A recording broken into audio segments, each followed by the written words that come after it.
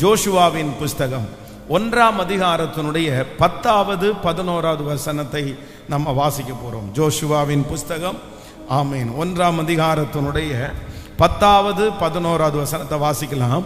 அப்பொழுது ஜோஷுவா ஜனங்களின் அதிபதிகளை நோக்கி, நீங்கள் பாளையத்தை உருவ நடந்து போய் ஜனங்களை பார்த்து உங்களுக்கு போஜன பதார்த்தங்களை ஆயத்தம் பண்ணுங்கள்.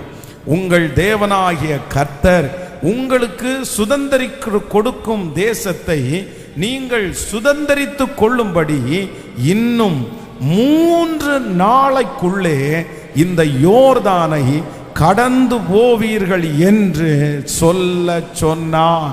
கர்த்தருடைய பிள்ளைகளே, இன்றைக்கு ஆண்டவருடைய சமூகத்திலே இந்த 13வது நாள் ஒரு வாக்கு தத்தத்திற்காக நான் எதிர்பார்க்கும் போது ஆண்டவர் இந்த ஜோஷுவா 1ஆம் அதிகாரத்தினுடைய 11வது வசனத்தை கர்த்தர் எனக்கு தெளிவா என்னோடு பேசினார். இன்னும் 3 நாளைக்குள்ளே இந்த யோர்தானை கடந்து போவீர்கள் என்று கர்த்தர் சொல்லுகிறார். இந்த வார்த்தையை கேட்டுக்கொண்டிருக்கிற இந்த சத்தம் யாருடைய காதுகளிலே தொனிக்கப்படுகிறதோ ஒவ்வொருவரையும் கர்த்தர் பார்த்து சொல்லுகிறார், இன்னும் 3 நாளைக்குள்ளே ஒரு அதிசயம் நடக்கும், ஒரு அற்புதம் நடக்கும், எழுத்தின் பிரகாரமாகவே நடக்கும். உங்க குடும்பத்துல நடக்கும், உன்னுடைய பிள்ளையினுடைய வாழ்க்கையில நடக்கும், நீங்கள் எதிர்பார்த்து கொண்டிருக்கிற காரியத்திலே நடக்கும். கர்த்தர் வாக்கு கொடுக்கிறார்.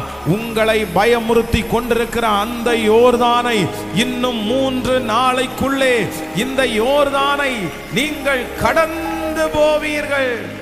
ஹல்லேலூயா! எத்தனை பேர் நம்புகிறோம்? ஆமென். ஆண்டவர் இந்த ஜோஷுவாவுடைய வாழ்க்கையிலே நிறைய காரியத்தை கர்த்தர் டைம் போட்டு கர்த்தர் அவனுக்கு சொன்னார். அப்படியே டேட்டை ஃபிக்ஸ் பண்ணி டைம் ஃபிக்ஸ் பண்ணி ஆண்டவர் சொன்னார். முதலாவதாக ஆண்டவர் இந்த ஜோஷுவாவை பார்த்து சொல்லும்போது ரொம்ப அழகா சொல்லுகிறார், இன்று நான் அவர்கள் கண்களுக்கு முன்பாக உன்னை நான் மேன்மைப்படுத்துவேன் அப்படின்னு ஆண்டவர் சொல்லுகிறார். இன்னைக்கு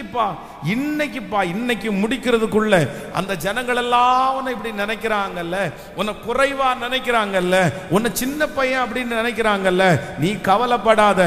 இன்று அவர்கள் கண்களுக்கு முன்பாக உன்னை நான் மேன்மைப்படுத்துவேன். ஆண்டவர் சொன்னது போலவே அன்றைக்கு ஒரு அற்புதத்தை ஆண்டவர் செய்து ஜோஷுவாவை அவர்கள் கண்களுக்கு முன்பாக கர்த்தர் ஆச்சரியமாய் கர்த்தர் நடத்துகிறார். இன்னும் அடுத்து வாசிக்கும் போது வேதம் சொல்லுகிறது, இன்று நீங்கள் உங்களை பரிசுத்தம் பண்ணி கொள்ளுங்கள், நாளைக்கு கர்த்தர் உங்கள் நடுவே அற்புதங்களை செய்வார். அப்போ நாம் ஆராதிக்கிற ஆண்டவர் நம்ம நேரத்தை குறித்து, சமயத்தை குறித்து, ஒரு நாளை குறித்து, ஒரு வருஷத்தை நியமித்து, இந்த நாளுக்குள்ள, இத்தனை மாசத்துக்குள்ள, இன்ன டேட்ல, இத்தனை மணி நேரத்துல உன்னை நான் ஆசீர்வதிப்பேன்னு நேரத்தை குறித்து நமக்கு ஆசீர்வாதத்தை கொடுக்கிறதற்கு கர்த்தர் அவர் வல்லவராய் இருக்கிறார். இஸ்ரவேல் ஜனங்கள் எல்லாரும் எகிப்தில் அவர்கள் புறப்பட்டு கானானுக்கு போகிறதற்கு முன்பாக இந்த யோர்தானை பார்த்து பிரமித்து கொண்டிருக்கிறார்கள். அப்படின்னா அவங்க ரொம்ப நாள் ஸ்டே பண்ணிட்டே இருக்கிறாங்க. இந்த யோர்தானை அவர்களால கடக்க முடியல. இந்த யோர்தான் வேதம் சொல்லுகிறது, இருபுறமும் கரை புரண்டு ஓடுகிறது. அது ஒரு அறுப்பு காலம். அறுப்பு காலத்துல கரை புரண்டு ஓடுகிறது. பொதுவாகவே நம்ம கிராமங்களில் இருக்கிறவர்களுக்கு இந்த ஆத்துக்கு பக்கத்துல வீடு கட்டி இருக்கிறவங்களுக்கு தெரியும். நீங்க இப்போ பிப்ரவரி, மார்ச், ஏப்ரல், மே, ஜூன், ஜூலை வரைக்கும், இந்த மார்ச்சிலிருந்து ஜூலை வரைக்கும் ஆத்தோரத்தில் நீங்க போய் பார்த்துட்டீங்க அப்படின்னு சொன்னா அந்த ஆத்துல இருக்கிற தண்ணி பார்த்தீங்கன்னா ஒரு வாய்க்கால் மாதிரி தான் சில இடத்துல ஓடும், ரொம்ப கொஞ்சமா ஓடும். ஏன் அப்படின்னா அந்த வெயில் காலம், மழை ரொம்ப குறைவா இருக்கிறதுனால தண்ணி அவ்வளோ பெருசா அதிகமா ஓடாது. ஆனா அதே நேரத்தில் அதுக்கு முன்னாடி அதுக்கு பின்னாடி ஒரு மழைக்காலம் வரும் பாருங்க. அந்த மழைக்காலம் வரும்போது அந்த ஆறு ரொம்ப நிறைய தண்ணீர் அப்படியே கரை புரண்டு ஓடும். அப்போ இவங்களுக்கு உங்களுக்கு இந்த டைம் என்ன டைம் அப்படின்னு சொன்னா, அந்த ஆத்துல கொஞ்சமா தண்ணி வர்றதில்ல, நிறைய தண்ணி வர்ற ஒரு நேரம். அது ரொம்ப ஆபத்தானதும் கூட.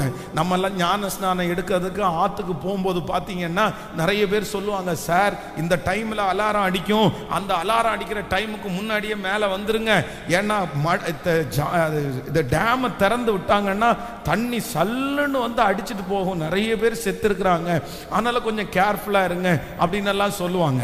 அப்போ இந்த தண்ணியினுடைய வலிமையை நம்ம யாராலையுமே என்ன பண்ண முடியாதுன்னா கட்டுப்படுத்தவே முடியாது. இந்த உலகத்திலேயே அதிகமான சக்தி வாய்ந்தது ஒன்று தண்ணி, இன்னொன்று நெருப்பு. இந்த தண்ணிக்கு முன்னாடியும் ஒரு மனுஷனால நிற்க முடியாது, நெருப்புக்கு முன்னாடியும் ஒரு மனுஷனால நிற்க முடியாது.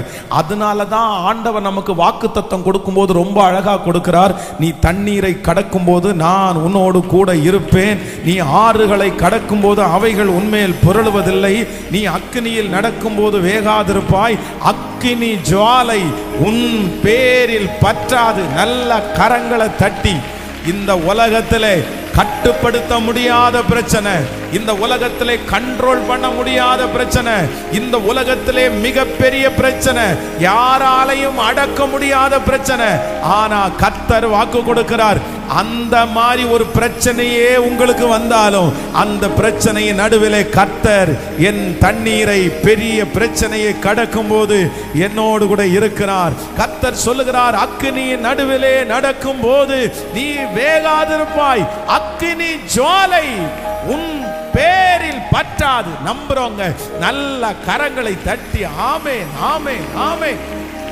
Thank you Jesus. இந்த வார்த்தை ஆம் என்றும் ஆமென் என்றும் அப்படியே நிறைவேற போகிறதற்காய் ஹல்லேலூயா ஆமென். அப்போ இந்த தண்ணீருக்கு முன்பாக ஒரு ஜனங்களும் போக முடியல. அத்தனை ஜனங்களுடைய பிரயாணங்களும் அப்படியே டல்லா அப்படியே உட்கார்ந்துட்டு இருக்குது. இங்க ரொம்ப நாள் ஒரு இடத்துல அவங்களால தங்க முடியாது. குறிப்பிட்ட அந்த டைம் முடிஞ்ச உடனே அவங்களுடைய டிராவலை ஆரம்பிச்சாதான் கானான் தேசத்துக்குள்ள அவங்க கடந்து போக முடியும். இன்னும் கொஞ்சம் தூரம் தான் இருக்குது. அதுக்குள்ள இந்த ஒரு மிகப்பெரிய யோர்தான் அவர்களுக்கு முன்பாக பயமுறுத்தி கொண்டே இருக்கிறது. அப்பொழுதுதான் ஆண்டவர் ஜோஷுவாவை பார்த்து கர்த்தர் நேருக்கு நேர் கர்த்தர் வாக்கு கொடுக்கிறார், நீ பயப்படாத, இந்த பாளையத்தை உருவ நடந்து போ. ஆமென். கர்த்தர் உங்களுக்கு சுதந்தரிக்கிற கொடுக்கும் தேசத்தை நீங்கள் சுதந்தரித்து கொள்ளும்படி இன்னும் 3 நாளைக்குள்ளே இந்த யோர்தானை கடந்து போவீர்கள். கர்த்தர் இந்த சத்தத்தை கேட்கிற நிறைய பேரிடத்துல டைம் போட்டு கர்த்தர் சொல்லுகிறார், பல வருடங்களாய் உங்களுக்கு முன்பாக இருக்கிற யோர்தான் இந்த ஜெபம் முடிகிறதற்குள்ளே அந்த யோர்தான் உங்களுக்கு வழி கொடுக்கும், வழி கொடுக்கும். கர்த்தர் சொல்லுகிறார், இந்த வருஷம் முடிகிறதற்குள்ளே, இந்த வருஷம் முடிகிறதற்குள்ளே உங்களை பயமுறுத்தி கொண்டிருக்கிற அந்த யோர்தான் கர்த்தர் சொல்லுகிறார் வழி விடும். அவர் சொல்லுகிற பிரகாரமாகவே நடக்கும். இனி அது நீடிப்பது இல்லை, இனி அது தாண்டுவது இல்லை, இது இனி உனக்கு முன்பாக தடையாக இருப்பது இல்லை. கர்த்தர் அதற்கான ஒரு நேரத்தை நியமித்து விட்டார். அந்த வியாதிக்கு கர்த்தர் ஒரு நேரத்தை நியமித்து விட்டார். ஓ, அந்த பிரச்சனைக்கு கர்த்தர் ஒரு டைமை ஃபிக்ஸ் பண்ணிட்டாரு. கர்த்தர் ஒரு டைமை ஃபிக்ஸ் பண்ணிட்டாரு, கர்த்தர் ஒரு நேரத்தை ஃபிக்ஸ் பண்ணிட்டாரு. ஓ ஹல்லேலூயா. நீங்கள் ஜெபிக்க ஜெபிக்க கர்த்தர் அதை கேட்டு இல்ல இல்ல அதற்கான நேரத்தை இஸ்ரவேல் ஜனங்களுக்கு குறித்தது போல உங்களுக்கும் எனக்கும் அந்த நேரத்தை கர்த்தர் குறிக்கிறார். ஹல்லேலூயா.